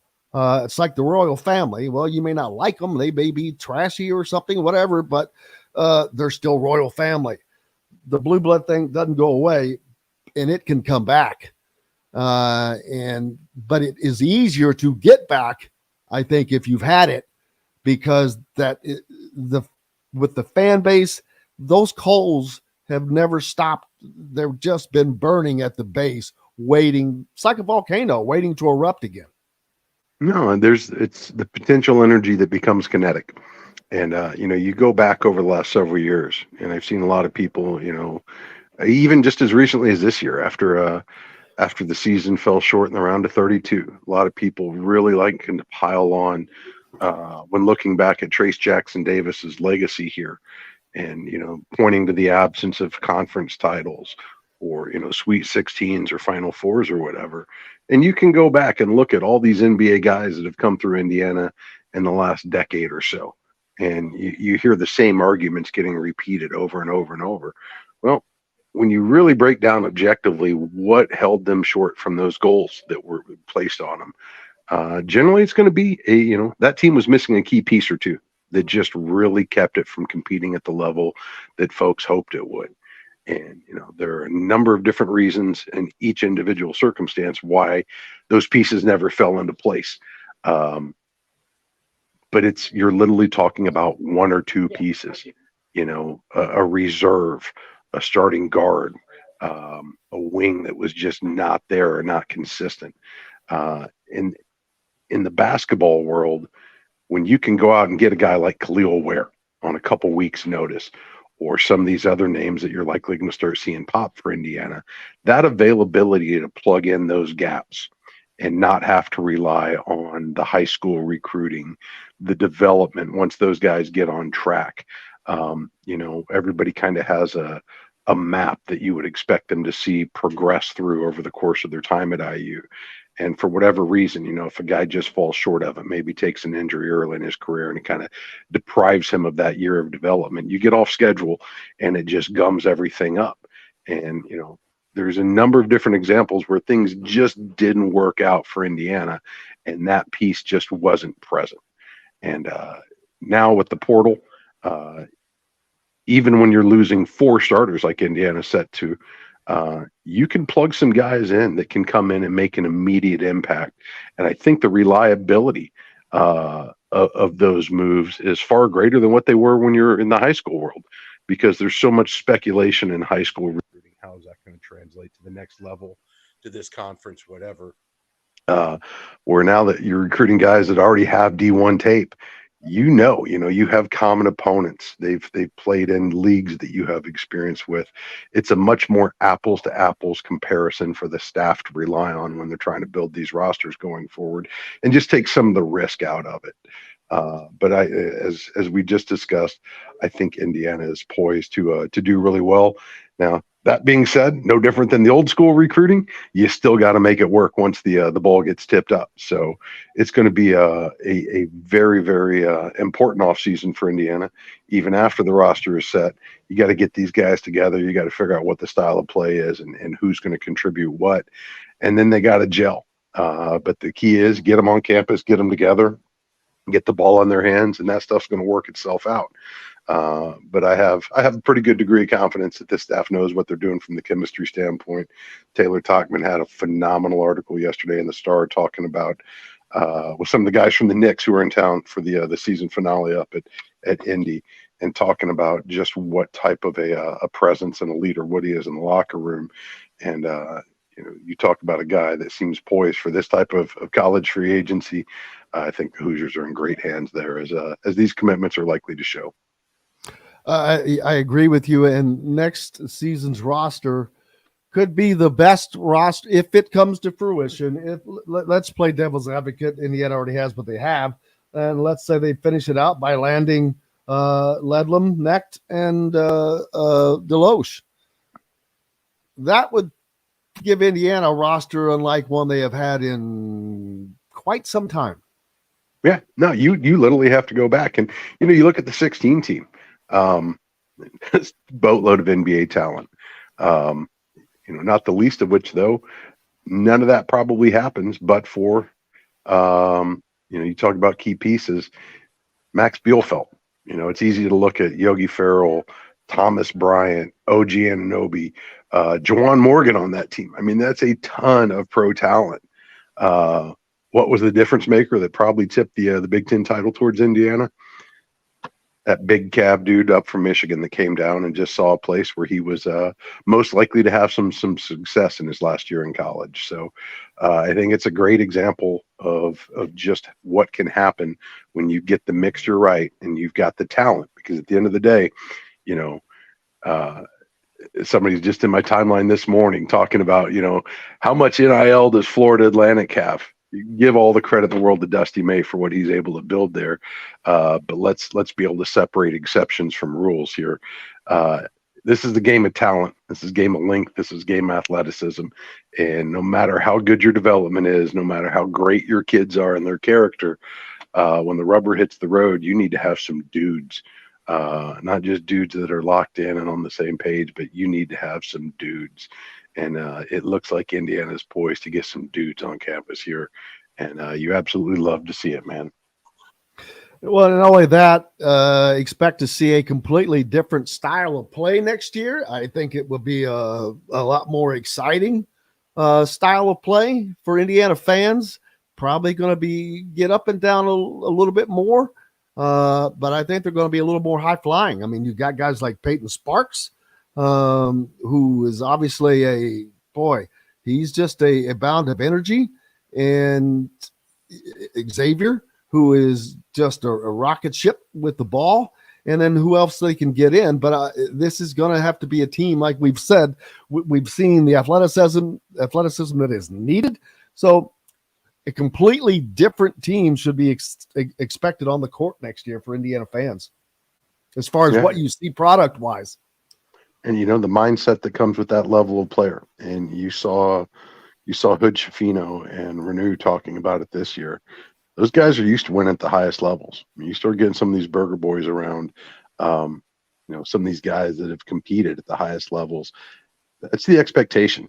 And that's what dudes do, is they expect to win. So you get a group of guys like that have a shared mindset. It's going to take some selflessness when you get that much talent. That's always a challenge for staffs. Ask Kentucky fans how well it is to manage a consistent churn of high level talent. But when you get the guys on the same page and pushing towards a common goal, that's when the magic can really happen. So lots of work to be done on that front here this summer in Cook Hall. But I think you're starting to see it take shape now. And I imagine by the end of the week, confidence probably be even higher than where it sits this morning. Absolutely. What's up next for you, man? I'm getting ready to take a trip down to Harbortown here in a day, 2 days, I guess now. We're going down to Hilton Head. First time back to the island, I think 10 years. I haven't been down there forever. We've been doing the golf quite a bit here lately. but we're making a trip back down, a little personal time. I'm going to go watch some PGA and go eat some seafood and enjoy some low country cocktails and just watch these sparks flying in Bloomington from the Carolina beaches here for a couple of days. So looking forward to that. Crazy time of year where it's going to be about the same weather down there than we're having here in Bloomington. So I can't complain either way, man. Looking forward to it. Smart move, man. Appreciate you. Look forward to it next week. Have a great rest of your week. Catch you guys then. Have a good one. You bet. Chronic Hoosier joining us here on Indiana Sports Beat Radio. We've got lots more coming up when we're back. Alec Busse from thehoosier.com joined us. Back with more right after this. We'll be right back to the golf club at Eagle Point Studios for more Indiana Sports Beat Radio with Jim Coyle, presented by Endeavor Hospitality Group and Andy Moore Honda of Bloomington. If you're in the market. How's it going, Alec? What's up, John? How are we doing? Good. Nice to meet you. Yeah, you too. Sorry, my hair looks a little suspect this morning. No, you should see what I look like right now. There's a reason my camera's off. Got the Tuesday scaries, they do you? Masks for that, John. Do what? Got the Tuesday They make scaries. masks for that. Oh, yeah. Well, that's what this is. This is essentially a digital mask. Aha. And hats. How's it going, man? After a busy Monday, I'm kind of tired, but ready to bet. go with another busy Tuesday. Hopefully someone commits on the day they're actually supposed to today. Chloe, Who's supposed to not commit high today? on my liking so far. Yeah, no one's supposed to commit today, are they? No, I don't think so. Yeah. I just like it when kids commit when they say they're going to actually commit, not 24 hours before. All right. I know it was kind of, the decision itself wasn't shocking, but the timing of it was shocking. Yes. Well, they like to keep you off your. It's a little different for the portal, too. In some way. What? Has Connect already been for a visit? I've seen different reports. Hold on. Let me go backwards.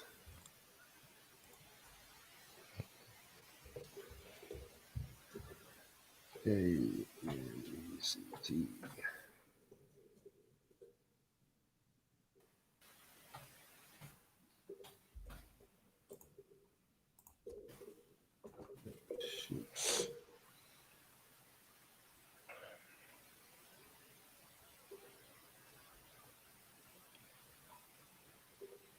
Let's see. All right. Come on.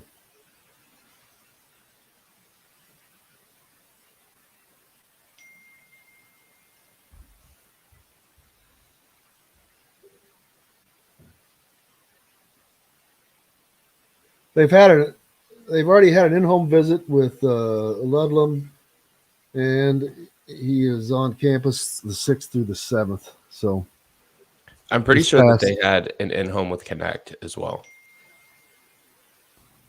All right, here we go, guys. Previous staple in Bloomington, the former Function Brewing, Metalworks Brewing Company is the culmination of a passion for beer, food, and custom metal art. Check out their custom growlers. Metalworks Brewing Company has an updated menu, new brews, and will be offered in all Endeavor Hospitality restaurants. Come taste with Dr. Hops' Brewing. Metalworks Brewing Company. Bring your passion and your thirst. This segment is brought to you by Courtroom Sports Grill in Bedford.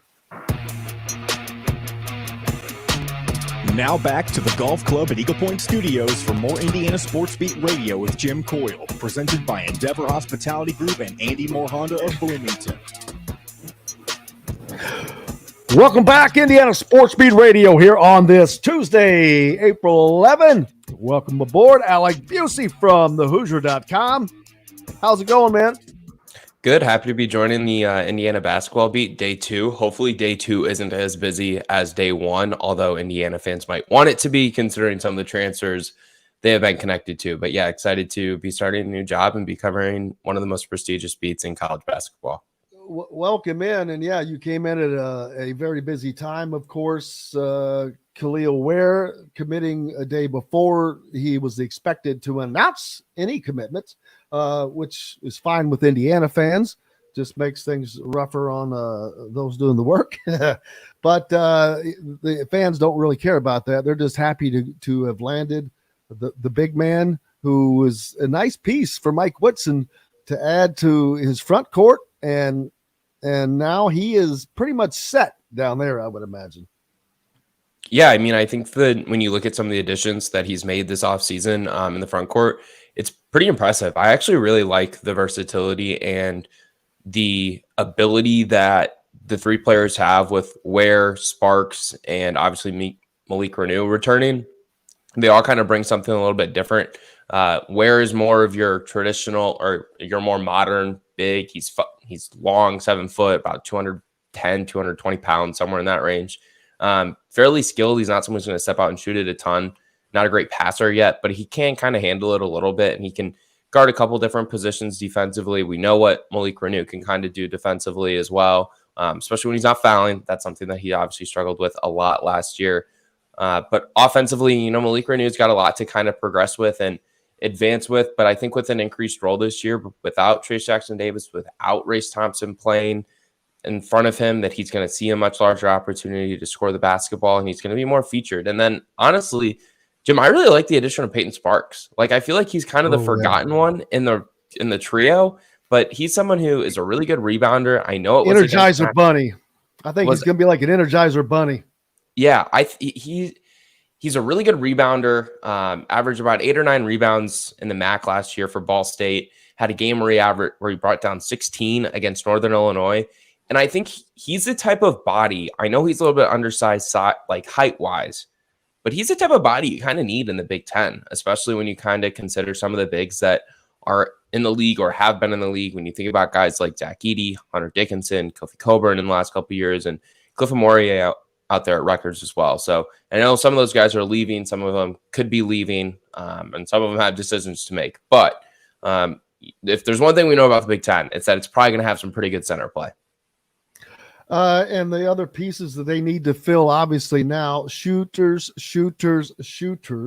And there are a few guys that have been mentioned early, and they're still there. One of those, Chris Ledlam, of course, from Harvard.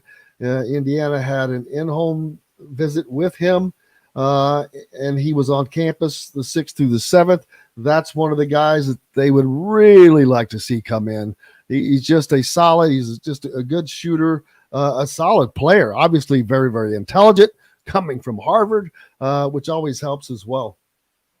Yeah, I'm intrigued by Ledlam as well. His shooting percentages from the perimeter haven't always been great. In Ivy League play last season, he shot about 30% overall. It was about 29%. Guy that I really like as a floor spacer for them, though, is Dalton Connect, the Northern Colorado transfer. He's somebody else that they've had an in-home visit with. I don't know for sure if he's been on IU's campus or not, but he's someone who shot 38% from the 3 last season, had an effective field goal percentage over 55.5%. And Connect is longer. He plays a wing position as well, just like Ledlam does. But I think that both of them being in that 6'6", 220 to 220, that's kind of a tongue twister to say. Weight range is a really good kind of position that they need to add, because they don't really have a lot of wing depth right now with the departure of Miller Kopp and some of the other guys like Tamar Bates leaving the program for the transfer portal as well. They kind of need to add some wings. And I think that when you look at guys like Connect, when you look at guys like Ledlam, and then Deloach, the VCU transfer, another one that they have a lot of interest in, you put all those things together and you've got 3 kids who are all kind of in that position of being able to play the 2 or the 3. Yeah, Dalton Connect is one of the kids that has not been on campus for a visit yet. Like they're still trying to make that happen, and there is potential for that to happen. Obviously, Indiana needing shooters and high volume ones. He is probably the guy that they are really going after, unless there's some stuff going on behind the scenes that we're not aware of. Caden Shedrick, of course, off the board now. He's gone. Jalen Deloach is now, he becomes his visit is set for this weekend, Friday and Saturday. But he's a 6'9", kind of a big forward. Now with Indiana having added Where is Deloach still fit into their picture? I think that remains to be seen. I think he does from the standpoint that they're bringing him in for a visit. So clearly Mike Woodson thinks that they need another piece like that. I think the big question is if they do bring in Deloach and he were to commit, is his ability to handle the basketball away from the rim. He is, like you said, a forward, but he also has some ability to handle. He's not someone who's going to be an elite passer, but he can certainly find teammates who are open, spotting up for open shots. But the biggest thing, in my opinion, that this team still kind of needs is they just need ball handlers. Like, they need guys who can facilitate. They need guys who can pass to open shooters, who can create plays. I know there's a strong belief that Xavier Johnson will come back under a medical waiver from the NCAA for a redshirt season after breaking his foot at KU. But, there are some possibilities that he doesn't get that. And if he doesn't get that, well, then there's some concerns about point guard play. We know that Jalen Hood-Schifino was awesome for them last season once he kind of got rolling, especially as they kind of ended that 3-game losing streak and then went on that 4 or 5-game win streak. And I think that was probably January, early February. They didn't have another point guard that I feel like they could rely on to really facilitate. Trey Galloway did some really nice things for them, but he's pretty limited as far as a facilitator goes. So they might need to find another point guard. I know they've got some kids coming in, especially Gabe Cupps can kind of handle it as well. But you put all the things together, and I feel like they just need ball handling at this point more than anything, Jim. Yeah, because I look at, you look at the stats between, say, someone like Jalen DeRose. He's never even attempted a 3-point shot as opposed, and he's only 6'9", but then you look at Khalil Ware, and he does.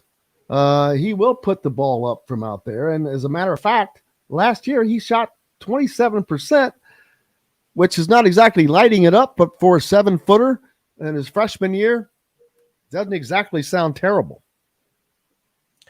No, it doesn't. But there's other aspects of his game that definitely need to be refined and worked on a little bit more. Shot selection being one of those. You don't want him to be forcing those threes if he can get to the rim and use his length to create an open shot. But certainly, like, there's aspects and there's intrigue with Ware that I think maybe are what is so exciting about him. Obviously, if you look at his numbers from his freshman year at Oregon, he had a coach's decision DNP after a game at Colorado. He had a couple other games where I think he only played 9 minutes over 3 games. But the talent that he has is just undeniable. I mean, at 7 foot, he can stretch the floor a little bit, like you said. He's really long. He's pretty athletic. And those are type of things that are really attractive to NBA teams. So if he comes in and he plays at a really high level and he plays at a level that is what his talent says he should be playing at, well, he's probably not going to be at Indiana for very long.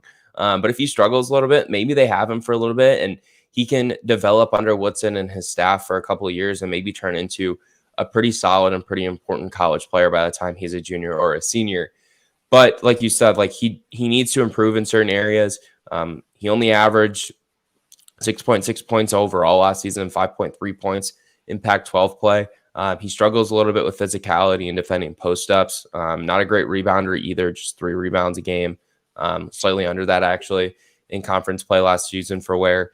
Those are things that I have questions about as he moves to the Big Ten, but I think what Mike Woodson and his staff really showed over the last 2 years is an ability to really improve the play of a center. And it's hard to imagine that Trace Jackson-Davis was going to be able to improve upon being an All-American and an All-Big Ten selection after his freshman and sophomore seasons. But he turned into one of the best players, if not the best player in the entire country by his senior season. And his motor was running high, especially as a senior, and he just played at a really high level. And I think if the Indiana coaching staff can press a lot of those same buttons for Ware, maybe they'll unlock some of the same things, and that'll unlock some of the talent that he has, which is undeniable. And talking about Leland again, he was on his visit at the same time as Khalil Ware, and they shared a dinner together. So you don't know, are kids talking? Are they talking now after he's committed? You never know. And you know, Leland is paying attention to that because they were here together. Yeah, I think back to last transfer portal season, the Hunter Dickinson, TJ Shannon photo that kind of went out of them eating the steaks together in Ann Arbor and then things kind of not going well up there with Shannon not getting or Shannon deciding not to go to Michigan and then transferring to another Big Ten school. That's just kind of what I think about with like this transfer stuff. Stuff just kind of seems to happen really fast. I mean, you can use Caleb Love as an example, right? A lot of people thought he was going to be a Hoosier or go to Mizzou, be a little bit closer to home. And then last minute, Michigan and Juwan Howard kind of come in with an offer and he decides to go to Michigan. So I think anything can kind of happen and anything can change, especially in the transfer portal on a dime. But I also think that that's kind of the fun of the transfer portal. I think that's why fans like it so much. There's an intrigue to free agency. That's kind of what it's like in professional sports. And the transfer portal is fun to think about. Oh, we could be getting this guy, or what if we got this guy instead? And how does it all fit? Like, I think that's what's fun about the transfer portal. And what Leland would bring is another piece that Indiana potentially needs. Especially if he can shoot it from a high level, especially if he can score it at the rim at a high level like last season he did. I mean, he shot close to 50% on 2-pointers last season while averaging over 18 points a game, close to 18.5 points a game last season Leland had. And he's a solid rebounder as well at 8.5. Now, I think you can probably expect some of that stuff to go down a little bit in the Big Ten because, it's a better league than the Ivy League. But, there's certain areas of his game that you can maybe expect to see progress. His shooting numbers from the perimeter, I wouldn't be surprised if that improved with a little bit more spacing and less of an emphasis on him from opposing defenses. So those are things that you kind of have to consider as well. Yeah, and there's going to be names that continue to pop up because Indiana has to keep their options open with the Connect thing not happening yet. I'm not saying that it won't.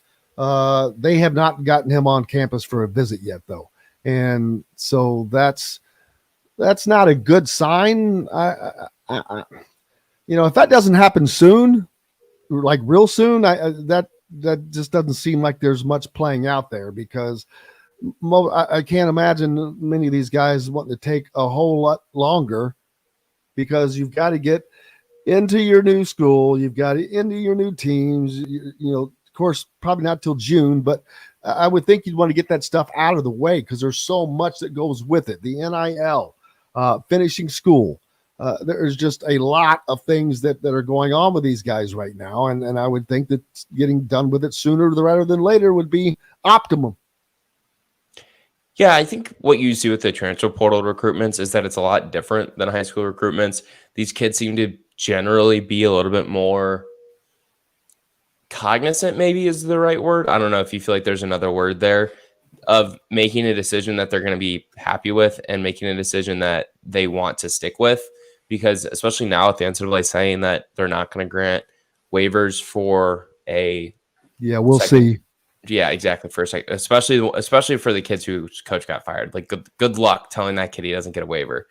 But I think kids are maybe more mature, maybe have a better understanding of what they're looking for in the portal, and maybe picking a school that they feel like fits them a little bit better than they did coming out of high school. So I think that a lot of that can maybe lead to making smarter decisions in the transfer portal for a lot of kids. And I think that sometimes you don't need a ton of time to make a smart decision. You just kind of got to look at your pros and cons list. And once you look at those, it can be kind of easy to make a decision, I feel like. Looking forward to it. What's up next for you, man? We will have more content today coming on the Hoosier.com for the commitment of Khalil Ware. We're going to have some more content later in the week that you guys should check out because it's going to be an exciting week. We're going to have some spring football content with that preparing to wrap up, talking about some position battles for Tom Allen's program. Also going to talk about the depth chart and where that kind of sits for Tom Allen's program right now too, as spring football kind of prepares to wrap up. And then we're going to go back and we're going to look back at some of the best moments for Indiana basketball in the 2022-2023 season later in the week as well. So make sure you stay tuned to the Hoosier so you see all that stuff over at IndianaRivals.com. Appreciate you, Alec Busse at thehoosier.com. We'll talk to you soon, brother. That's Alec Busse with thehoosier.com joining us here on Indiana Sports Beat Radio. And man, we are this is just going to be another action-packed week tomorrow on the program. Let's see, Matt Taylor, of course, from the Colts. Colin Hartman. Nope. You're thinking Thursday. I'm Today's Tuesday. I'm on the wrong day again. Hold on. Bob Kravitz from The Athletic. This is an all-star lineup tomorrow. Jeff Goodman is going to join us tomorrow as well, as the college basketball world continues to, as the world turns. Jeff is going to join us tomorrow, and then the Hall of Famer Rick Bozich after that. So what an absolute incredible day. Three of the top journalists in the country there tomorrow. Big thanks to everybody on the program today, of course, always Mike DeCourcy joining us, Chronic Hoosier, and Alec Busse making his first appearance from thehoosier.com, as he'll be back with us again probably on Friday as recruiting continues to move at light speed. And, of course, Dustin Schutte. Can't forget him. Wouldn't want to do that. But looking forward to recruiting watch. I'm not going to lie to you. I'll be happy when it's over, and so we can just move on with other things. But it keeps us busy each and every day. It's going to be interesting to see who Indiana can land as that guy. I mean, that guy. 15. So we'll talk more about it tomorrow. Appreciate you guys. Without you, we've got no reason to be here. Until then, I'm Jim Coyle. I will see you on the radio. Thanks for listening to Indiana Sports Beat Radio. Be sure to subscribe to our YouTube page for more clips and team coverage of Indiana basketball, football, and more. You can also find full episodes and tons of other content on thehoosier.com. We'll see you next time for another edition of Indiana Sports Beat Radio.